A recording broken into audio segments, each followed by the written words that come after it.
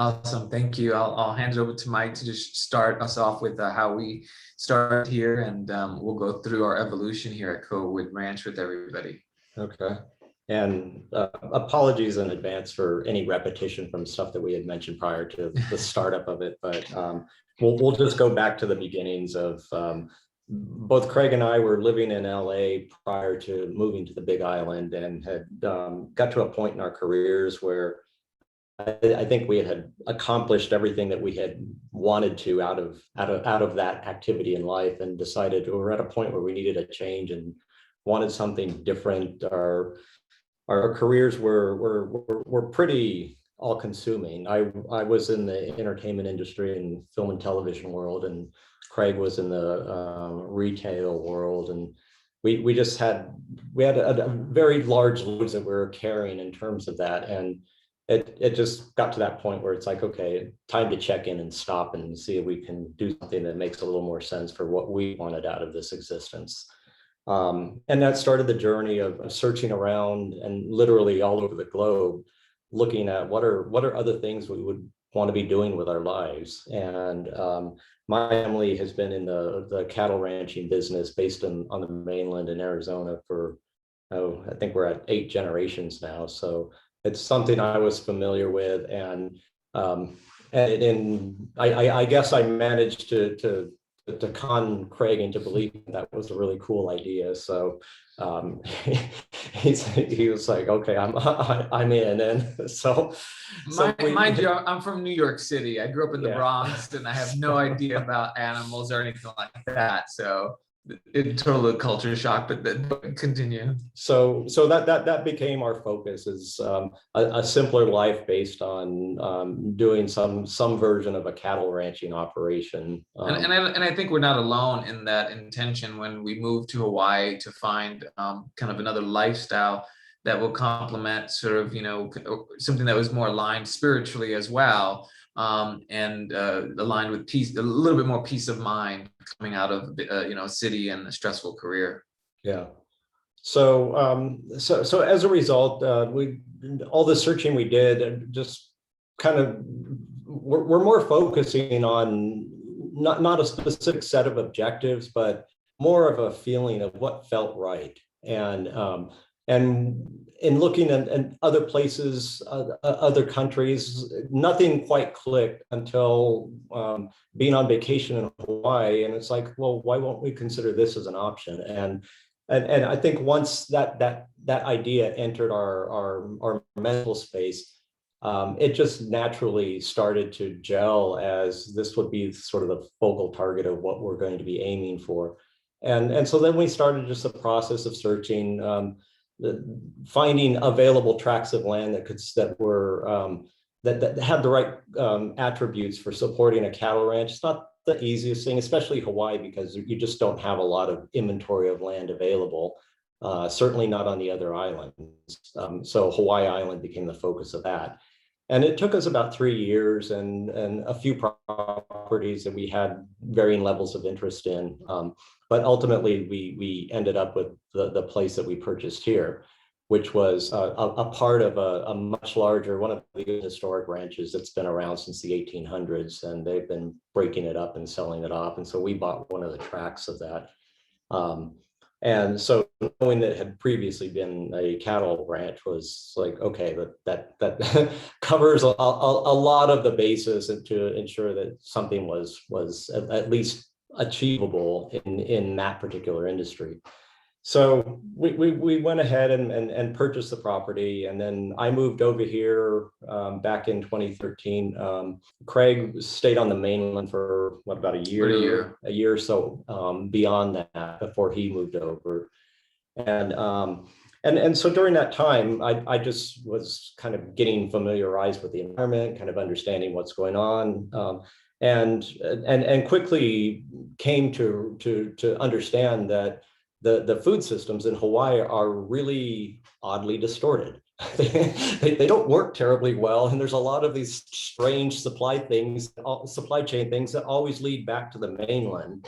And one aspect of that was that for livestock agriculture, and specifically cattle, there's really no meaningful processing infrastructure, as well as other support infrastructure, like just an active marketplace where producers of livestock can go to either acquire or sell and anything that they produce. And so that made us realize that, oh my gosh, there's not this idea of having a functioning cattle operation is going to be exceedingly difficult without that.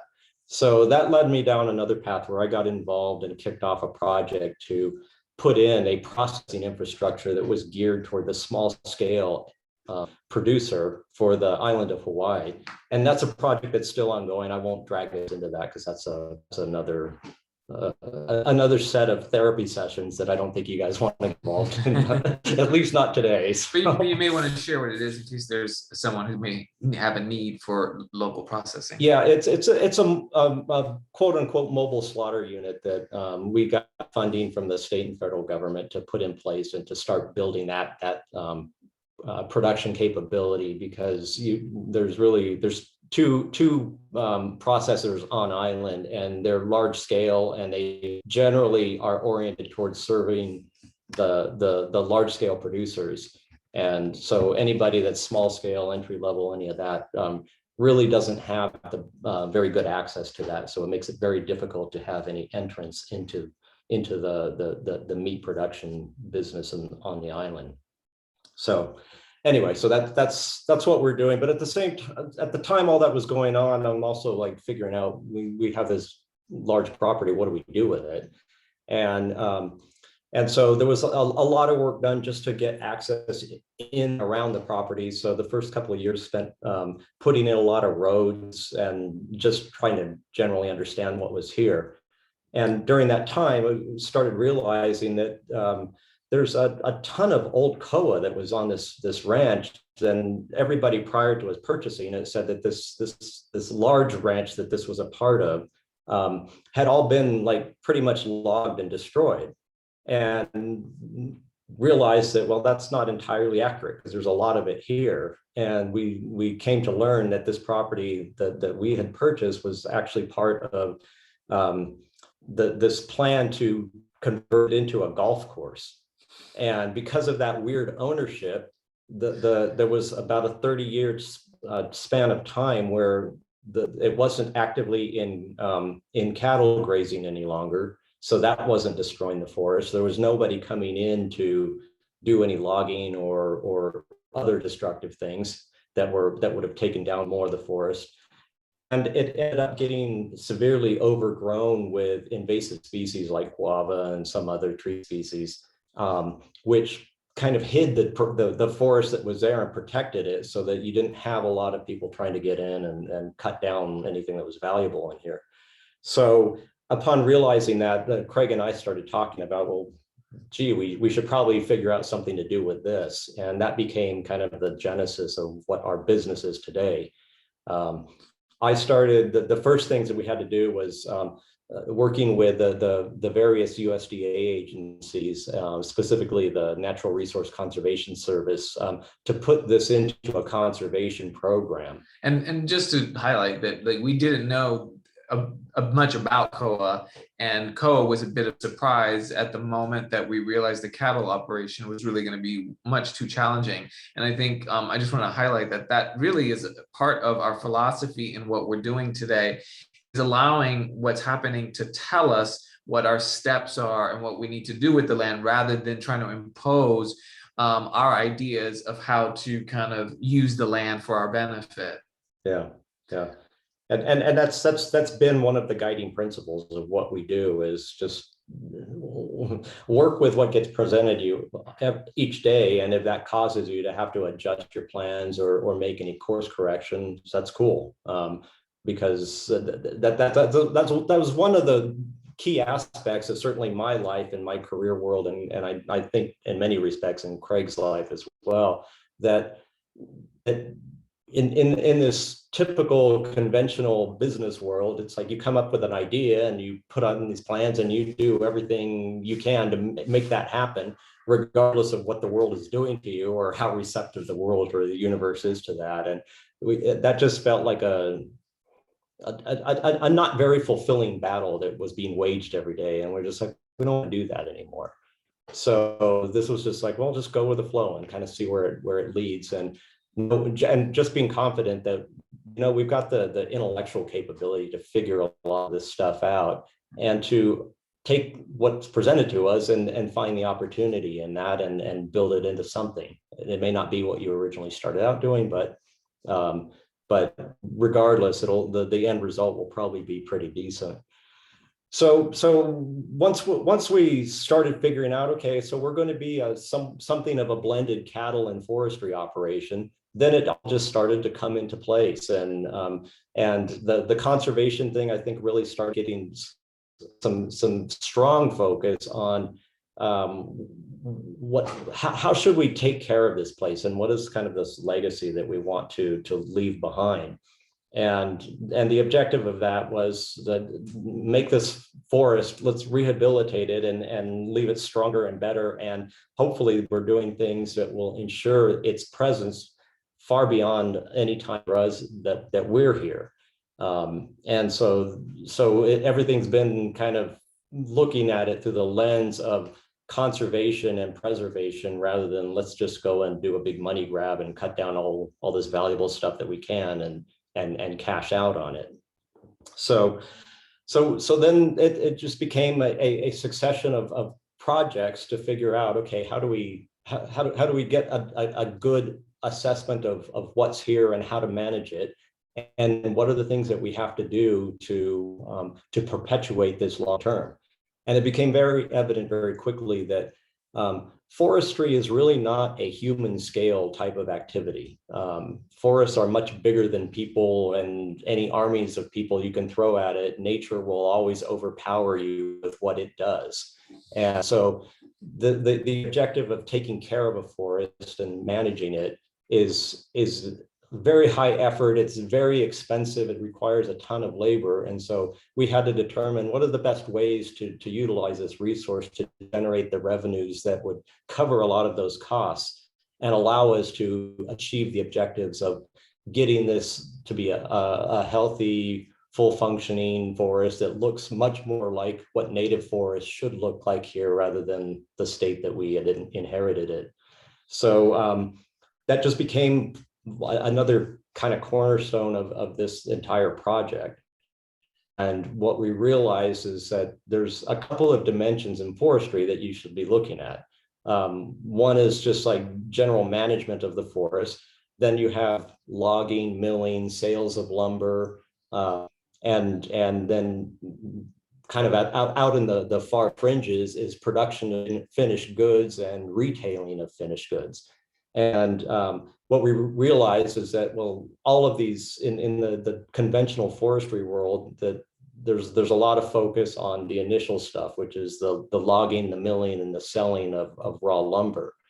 And in any other setting, and I think even a lot of what's going on in the state of Hawaii, that there's a lot of focus on that as well. And so but the thing I didn't like about that is it's generating a lot of revenue up front, but it's very destructive to the forest, because you're basically, you have much better opportunity to generate much higher revenue if you vertically integrate this thing and start bringing in your revenue at the very end of the life cycle chain, in the retailing of those. So that started becoming our focus. And then around the time that I think that realization was coming to be, one of Craig's friends back on the mainland was a wood turner, amongst a bunch of other things, and she gave him a lathe. And so that became let's start playing with that and seeing what you can do with it. And I'll let Craig kind of share what that led to in terms of his vision of production. Yeah, after we realized what was on the property, and after putting it in conservation, we started to test out like what could we do with the dead trees. So we do have a number of dead trees, or trees that die. We don't take anything down unless its canopy is showing signs of aging to the point that it's going to die, which is less than 20% of the canopy left. And so we'll take it down. And so then the question was, what do we do with this? And it started off where we literally just cut up some wood and put it on eBay. And that was definitely an indication, because they sold pretty quickly, that there was something there. And then, as Mike was saying, at the same time, a friend of mine had given me a lathe, and I started to basically learn how to use the lathe. And in the same respect, started to test out, who would be interested in, a Koa bowl or something that was made. And sure enough, that sold pretty quickly. So it was evident to us that, Hawaii and Koa has its own brand, and that there was a demand for it. And so that began to certainly set off light bulbs in our mind as to how we could potentially pay for this conservation effort that we were trying to do. And so that began the whole retail part of it. Part of that as well is also, not just, caring for managing the land for the current trees that were there, but we also had to implement the planting of trees in these areas where we have the conservation. And so that has become part of what we do. And in doing that, going back to what Michael was saying, is traditionally what you'll see people who have some of the same intentions in planting the trees, they typically plant the trees with the intent to later on get a return on that investment. And so they plant the trees in a way that what we call it, like a mono. It's a monoculture. It looks like a crop of koa trees. And you've probably seen them. That's a predominant model of forest restoration in the state of Hawaii. And I found that really objectionable, because all you're doing is setting up the cycle for the next event of destruction, which is go clear cut all of those. And if you don't have a responsible ownerships or stewardship practice in place, that land could get left fallow, where it just then gets invaded by all this invasive stuff and the forest is gone. So we wanted to interrupt that cycle. And so we said, we're not going to do any of that commercial forestry type of reforestation planting. That basically our model is we will only harvest trees that have reached the end of the life cycle. And like Craig said, there's a lot of physical characteristics that you monitor to see when that tree hits that point. Then at that time, we have a plan to take down that tree after it's lost more than 80% of its leaf canopy. And in preparation for that, we'll go around the tree, do a complete clearing of all the invasive stuff that's surrounding it. And by doing that, we're opening up a hole in the forest canopy where the sunlight starts hitting the ground, and all the seed that has fallen from that tree during its lifetime will then start getting hit with the warmth of the sunlight hitting the ground, and it causes all these seedlings to start germinating. And so without doing a lot of planting effort, we get this huge response of the native forest kind of reclaiming its kingdom over here. And you also get the advantage of having very good genetics, because these trees that we're letting live to the end of their life cycle, they're quite old. They're in the 100 to 200 year range. And a unique thing about Koa is that the genetics of the trees are very, very geographically adapted. So if you take seed from one location on the island and try and plant it somewhere else, they don't perform very well, and they become susceptible to a lot of disease. So if you're using existing genetics that have been there for many, many generations, that you have a much better chance, and that you also have a good indication from the tree the old tree that you're harvesting, what the wood that's going to be in those future generations of trees is going to look like. And in that, we discovered that a couple of really beneficial things. One is the quality of wood that is coming from trees that are here was extremely high. And that's why it was selling so quickly, because there's a bunch of characteristics that I won't bore you all with. But the wood is very well suited for instrument makers. So people that make stringed instruments, guitars, ukuleles, violins, stuff like that. And they also pay the absolute craziest high dollars in the wood market. It's the most expensive exotic hardwood in the world right now.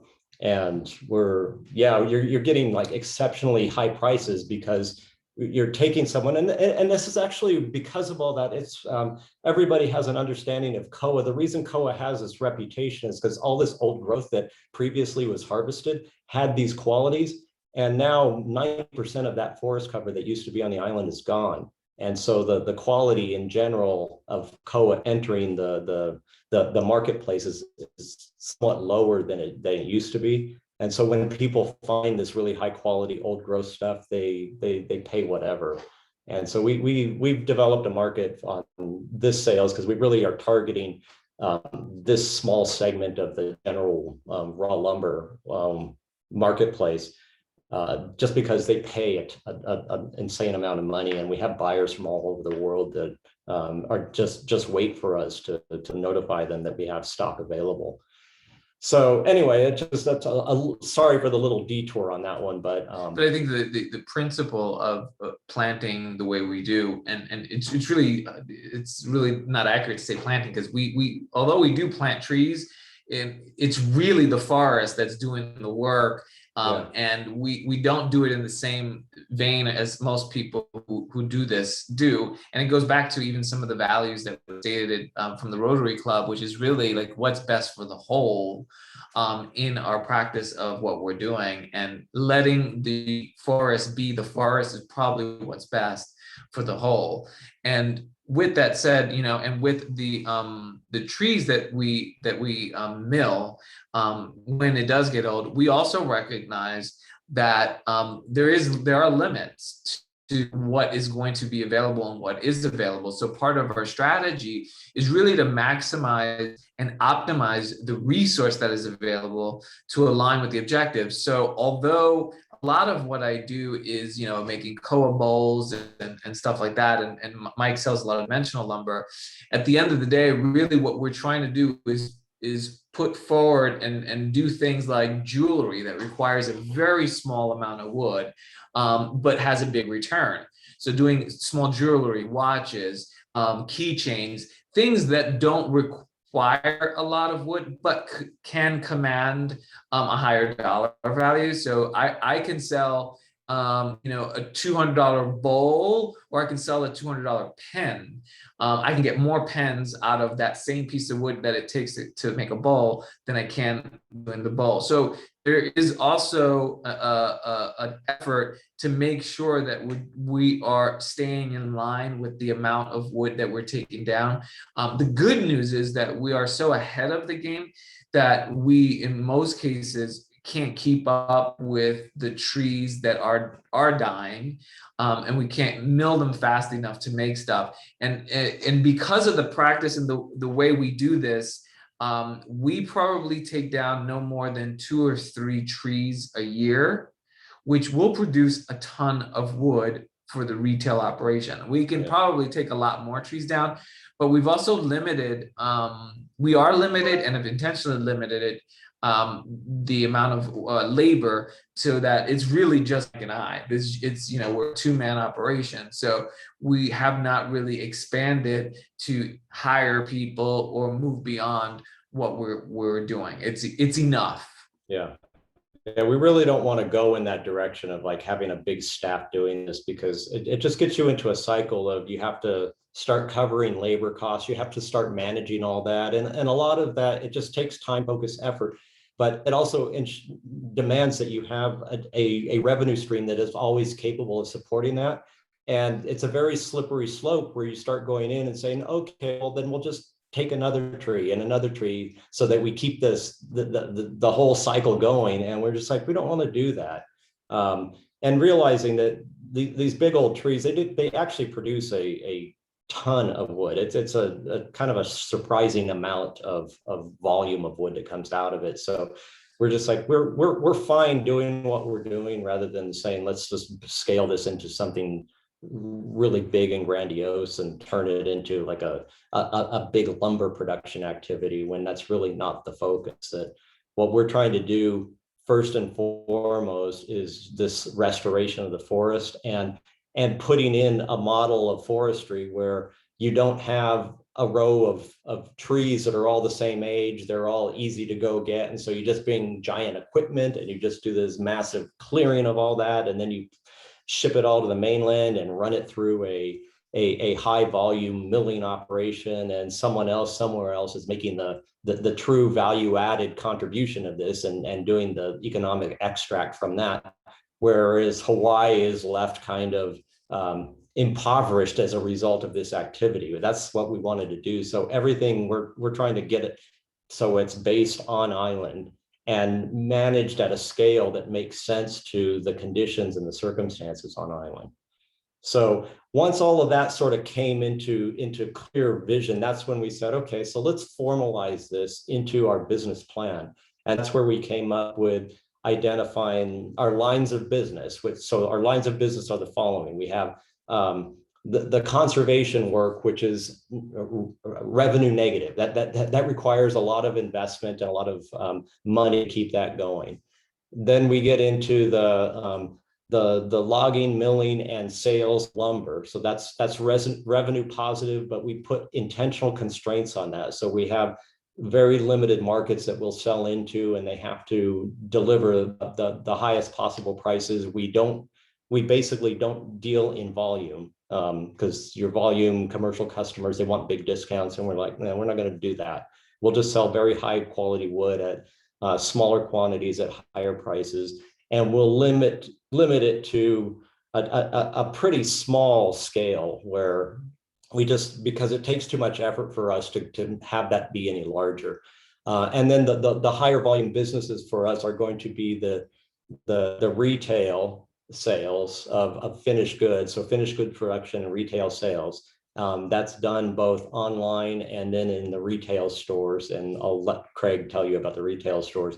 And then we also have a line of business that's going to be focused on wholesale production of finished goods for other retailers like resorts and other specialty shops that want to be able to sell something that is representative of Hawaii's history, Hawaii's culture, and as a true product of Hawaii, both in terms of its sourcing as well as its fabrication labor, and represents a legitimate, honest presentation of Hawaii for the tourism market.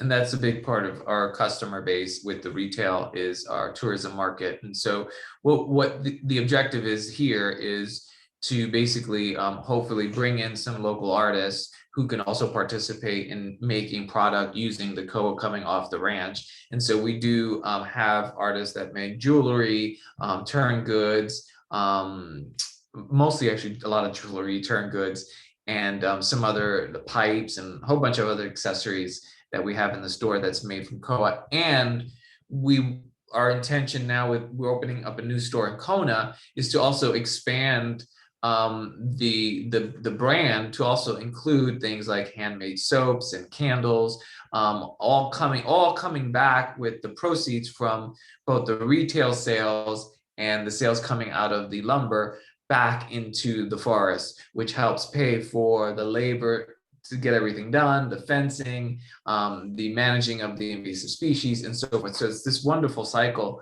that has really been in play now for the last couple of years and continues. And we're really excited about our new store in Kona. And now that tourism seems to be coming back as well, and we hope that whole thing will help us continue to do what we're currently doing.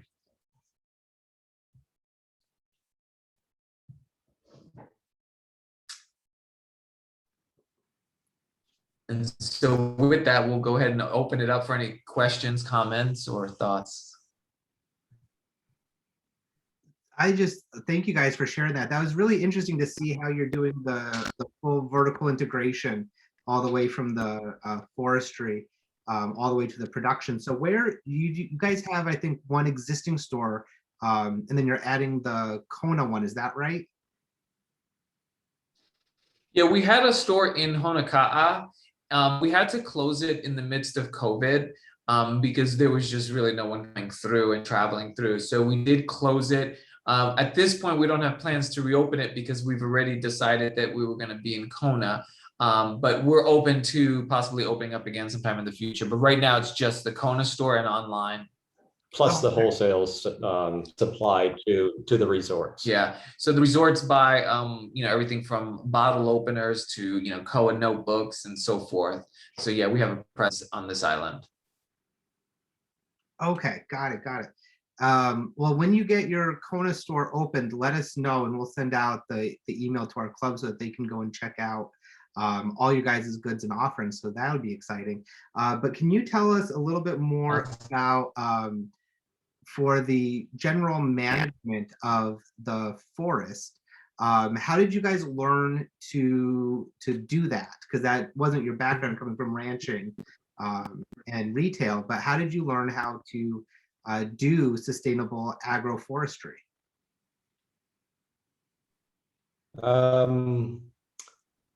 You know what? It's just focus and intention. I think I kind of geek out on stuff, and so I'll do a deep dive that is kind of scary. And just much of my life at the time that I needed to know this was learn everything I can. I joined or enrolled in a program that's run through an offshoot of the university that called Forest Stewards, that is focused on Hawaii species.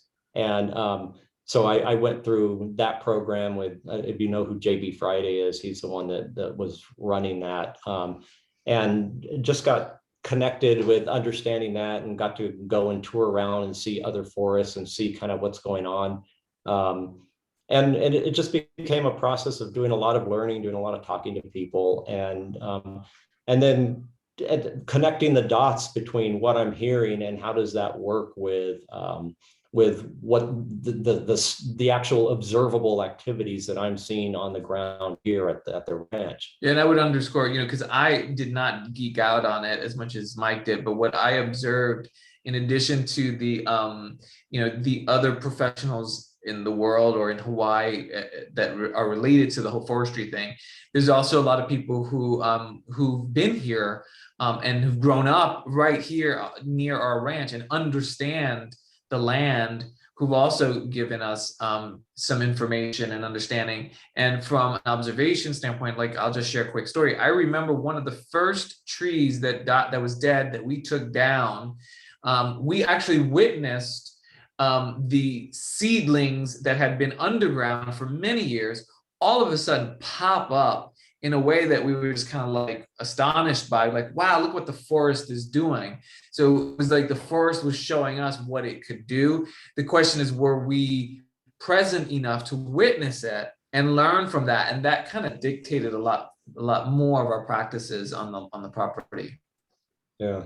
Yeah, and it's a constant learning process, because what's really what's kind of odd is you'd think that there's like a bunch of information where you can go and learn like a specific tree species, and for most of forestry there is, but that's just because there's such a huge commercial industry behind it, like conifers in the Pacific Northwest. There's so many billions of dollars flowing through there that there's just a ton of research available. For a species like Koa, which is minuscule in the universe of forestry, I mean, it's virtually invisible in terms of scale. There's relatively little. The University of Hawaii has probably the best repository of information, but because Koa is a species that evolved with the development of the islands, it's different on each island in terms of how it responds, how it grows. And so there's no real hard and fast set of knowledge that's there that says, oh, this is what you have to do in order to manage an old growth forest that happens to be on the northern side of the big island of Hawaii.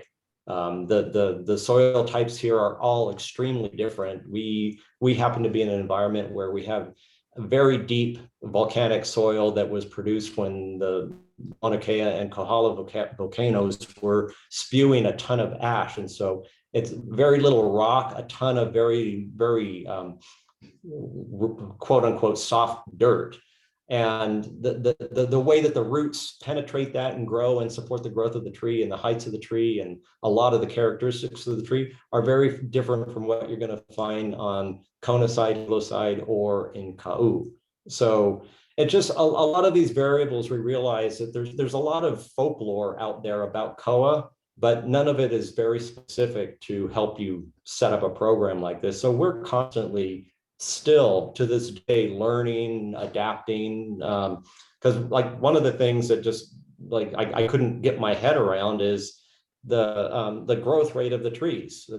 There's a lot of like data on that, but we were seeing that we have trees that were growing at almost twice that rate and couldn't figure out why. And I've asked everybody like, what, explain this. And it's not, I don't think it's just we have special trees or anything. It's just the conditions here are a different set of growing conditions that you would have somewhere else. And so the characteristic of that would lead you to think that, oh, well, my tree I'll be able to harvest this in 30 years because it's growing so fast. And it's really not accurate, because when you start looking at the specific physical characteristics of the wood, you realize that later in life, the tree growth patterns change a lot. And if you don't allow the tree to grow into its full life cycle and then go through a decline phase, you actually get a lesser quality of wood than you otherwise would have. So there's a lot of stuff that you have to just be willing to kind of open your awareness to, and let a lot of just objective observation stuff come at you and help you start doing that connect the dot process of figuring out, okay, there's a general sense of what goes on in the forest, but then you have to make specific adjustments and accommodations to ensure that you're actually taking the right steps. Another thing that we did is integrate our cattle operation into the forestry operation. And one of the first things that everyone told us is you can never let cattle into a Koa forest, they'll destroy it. And historically, I think that's very true, but there's a certain set of conditions that the cattle actually do help with. It's true you can't let them into a young forest because the leaves of poetry are very palatable to cattle, so they'll just strip them all and destroy the trees. But with more mature trees, they actually put a lot of pressure on all of the invasive stuff that's growing in the forest understory. And you get, and that stuff growing in there causes nutrient competition. Koa is, if you kind of think back to the evolutionary history of the islands, it's a tree that grew up and it never had anything bothering it because there were no humans here. There was nothing cutting their limbs off. There was nothing rubbing on their bark. There weren't like grazing animals. So they don't really like being disturbed. And they didn't have a lot of invasive species because there was so much distance, and you didn't have vectors of transportation to get seeds from this stuff. So the Koa forests don't perform well when they're just kind of left alone without something managing all this stuff that starts growing at their roots and starts competing for nutrients. And so that's what, when we let the cattle in, that's what they do, is they put all this pressure at the ground level. We keep them in there for very short pulse duration, so like 2 or 3 days max. They take down the grass, they trample on the guava and stuff that would start popping up because the seeds are getting dropped there by birds. And you get a much healthier forest, but it's completely counter to what everybody, the conventional wisdom in the forest industry around Koa is here, is like, oh my God, cattle will just destroy the trees and the roots, and our experience has shown that that's not quite accurate. Wow, it's amazing when you question the assumptions that are out there, what you're able to find out along the way. And so when you were developing the conservation aspect of what you're doing, did you know from the get-go that that was going to be one of the revenue negative areas of your business? And how did you kind of manage and account for that? Yeah, we had an inkling that would be the case, and primarily because these conservation programs, are all conduits of funding to do this activity. So about half the cost of what we're doing is through this cost share that's coming from specifically from USDA funding through the National Natural Resource Conservation Service. So they're incentivizing people to do this because they know that we have a lot of native environments that are under threat or at least under severe pressure, and so they want to kind of reverse the direction of that. But that's your first indication, and then once you go ahead and execute one of these contracts to do, because it's all on a contractual basis where you're dedicating the land to that purpose. Once you start doing that, you realize that, oh my, this is an unbelievable amount of work. It's a lot of area that you have to cover. You have to do some pretty extreme things, like the area that's dedicated. You have to put a pretty expensive fencing system around that to keep feral animals from getting in there and destroying the young trees that you're trying to protect and propagate. And then you just have a lifetime after that of maintaining that forest. The timing on it depends on what type of contractual agreement you execute, but anywhere from 3 years to 15 years where you actually have to maintain it, and if trees die off, you have to replace them and do all that. So it's it's labor. When you start looking at it from the level of what is required from the obligations of those contracts, it's like, wow, this is some serious work. Wow. Does anybody else have any questions? Don't want to hog all the questions myself. I have pages of random thoughts and collections. This is fantastically interesting. Thank you guys so much for coming and sharing. I'm curious. So, were you able to get the land designated as conservation land? Did you change the status? Was that a part of it? When you say conservation, there's a bunch of different categories of that. And the one I've been most hesitant to is a permanent dedication as conservation, only because it makes the transaction of that land into the future much more difficult. You have to find someone with a similar objective. And before we got there, what I wanted to do is our operational model to where we have like the retail activity, the production activity, the wholesale activity, all integrated, so that when we do finally make the decision to ultimately like sell the property, it's being sold as a commercial entity rather than just a ranch land or a residential property, because our house is here as well. And the land is zoned agriculture. And so the type of conservation contracts that we enter into are considered short-term because they have from a 3-year to a 15-year life. It's during that time that there is restricted use of the land. After that, then those restrictions fall off. Maybe in the future, we will move toward a permanent dedication as conservation land, but we get into some weird zoning because there is a residence here, and it gets a little goofy when you are still intending to occupy or have someone else occupy a residential thing that's part of a conservation dedication. But it's all possible. I haven't wanted to go in too deep into the weeds on that until it makes more sense, and it's probably going to be closer to the time of doing the liquidation of the property to someone else who wants to then take the next step with it, where basically everything's firing on all cylinders at that point, that it's a fully vertically integrated cyclical activity that's generating revenue and supplying the revenue to actually care for the property and the forest in perpetuity. Awesome. Sorry for that really long-winded. It's just that this everything about this has lots of details and it gets kind of complex pretty quickly. It's brilliant. I'm scrambling to catch up. Vertically integrated cyclical method for caring, perpetuating of the forest life. I mean, it's the buzzwords are fantastic and sensational, and I love it.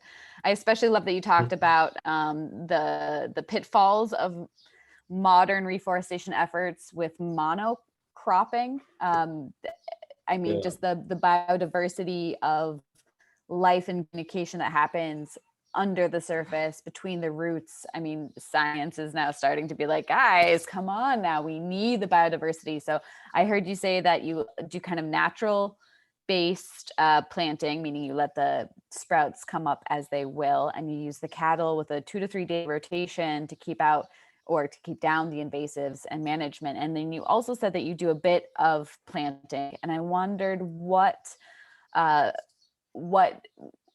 you planting essentially in terms of the biodiversity and helping to sustain a naturally thriving forest? How did you determine what to plant?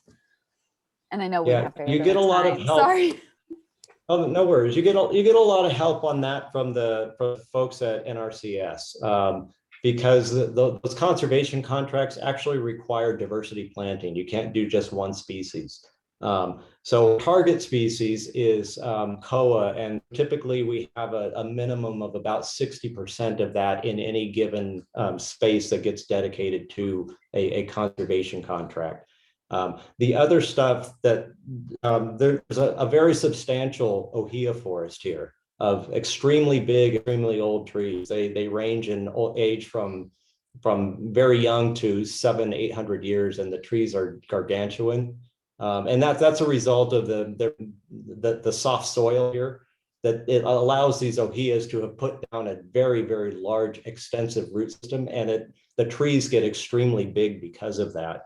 And so that's part of the protection that we're doing here, is keeping that forest intact, because we're doing a lot of conversation about Koa itself, but the dominant forest species here is actually the ohia. And we're doing a lot of battling to try and keep the rapid ohia death fungus out of here and all that fun stuff. But there's a significant symbiosis between ohia and Koa coexisting in the same forest space. There's a lot of interaction at the microbial level within the root system of both of those species. So they're codependent on each other, and so you have to have those.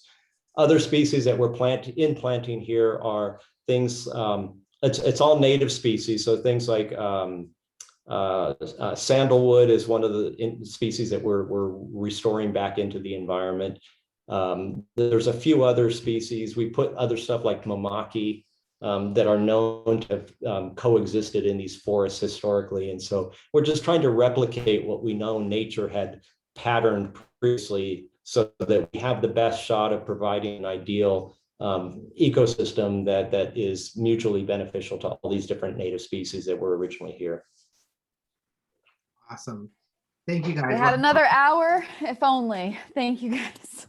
I know we've got other meetings we got to get to, so we'll go ahead and thank you both for sharing everything that you did and all of your knowledge today. So I'd like to wrap us up with the 4-way test of Rotary.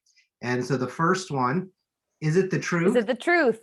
Second, is it fair to all Is it concerned? fair to all concerned? Third, will it build goodwill? Build goodwill, friendships. Better friendships. Fourth, will it be beneficial, Beneficial to to all all concerned? concerned. And fifth, have fun. Have fun. Excellent. Thank you, everybody. Have a wonderful day. Thank you, Craig and Mike. Thank you. Thank you. Thank you, Thank Craig and Mike. you. Thank you. Bye-bye. Thank you. Bye.